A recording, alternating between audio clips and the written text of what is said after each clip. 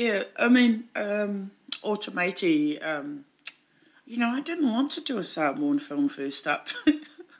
And that's because I didn't want to be typecast or put into a little box as to what type of filmmaker I am, you know, and people just look at you and think you're Samoan, so you're only going to do Samoan stories, when in actual fact, you know, I see more white people Māori than Samoans, and, you know, I am Samoan, I'm very proud of it, but it's not the only thing I know, because I think we're very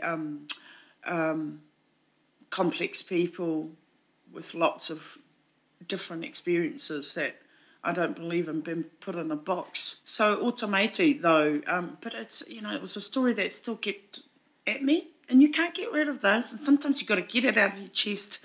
So basically, I just had to do it, and even though I didn't want to do a Samoan story, it came out that it was Tamaiti, and of course I wanted it subtitled, and subtitled because you know, just to show that a film can survive, you know, our own language films here can translate really well overseas. And it definitely made a point, I think, to everyone that a Samoan film, all in our language, definitely was a success in that way.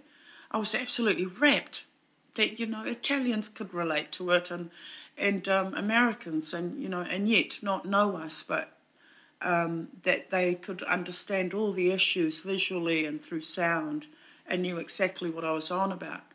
And actually, you know, they could relate to the hierarchy of the siblings and the families in the same way that we do with island families. A lot of cultures overseas totally made sense of them. So it was lovely. And it still survives and plays today, Tamaiti. And I'm really amazed at the amount of people that still ask to show that film. And so, yeah, it's very special to me in that way. Well, I mean, I thought it was completely nutty to go from one short film straight to a feature film. It just didn't, you know, for me, it's kind of like, it's not just about too fast or the pace, it's more that, you know, I just wasn't ready and just not in that headspace of a feature film. To me, there was a lot more stories I wanted to explore in the short film format. I did actually have, you know, script offers of films, feature films, and even talked with an executive from Hollywood, but it's just why?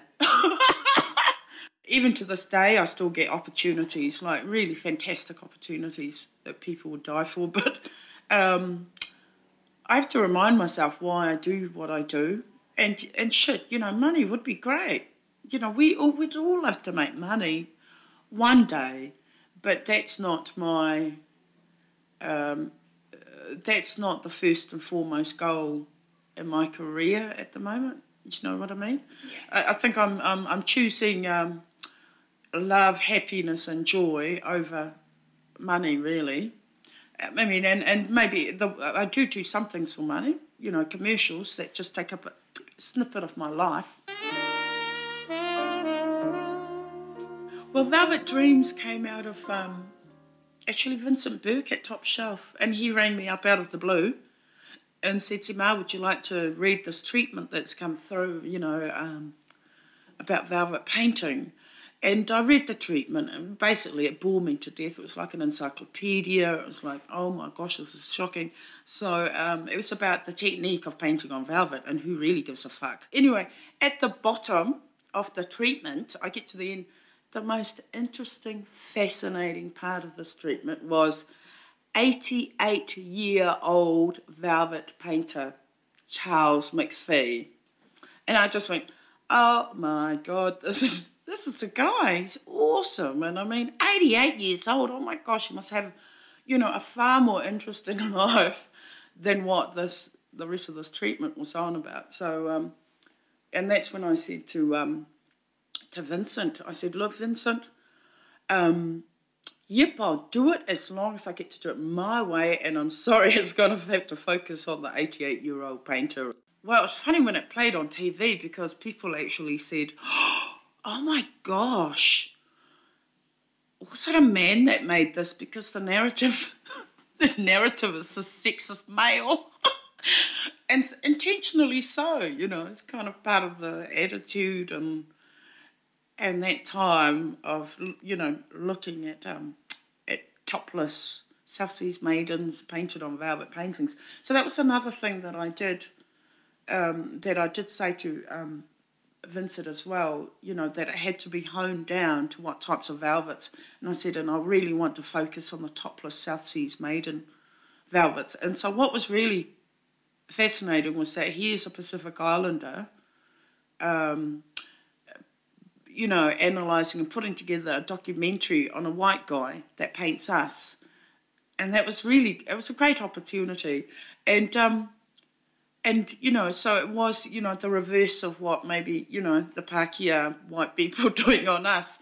But at the same time, I really loved these white painters because, you know why? They were oddballs. They, you know, rebelled against their society and did all sorts of weird things, had 5 wives, you know. And they truly loved that place and they were truly spirited men. So anyway, I said yes to Coffee and Ala and really loved the issues in the script. I mean, to me, the way I read it and interpreted it, because I think in many ways you have to try and have your take on it as a director. And for me, it was an immigrant story, and I saw the loneliness and being so isolated, you know, being an immigrant myself and remembering as a kid of feeling isolated. So when I read Coffee and Ala, which is about a Muslim Ethiopian woman living in New Zealand, and plus she's got the full burqa thing on, you know, it's not so much that Muslim Ethiopian thing, you know, new thing. It was more the fact that I could actually relate to being a minority. You know, a lot of the shots I intentionally quite composed for me, just to show a sense of isolation and starkness and you know, how strange she might look in the setting, or how strange the setting is with her, because I remember feeling very strange and out of place, even as a kid when we first immigrated here, just not quite feeling right or looking right. It's like walking around with a pair of shoes that are like 3 sizes too big for you.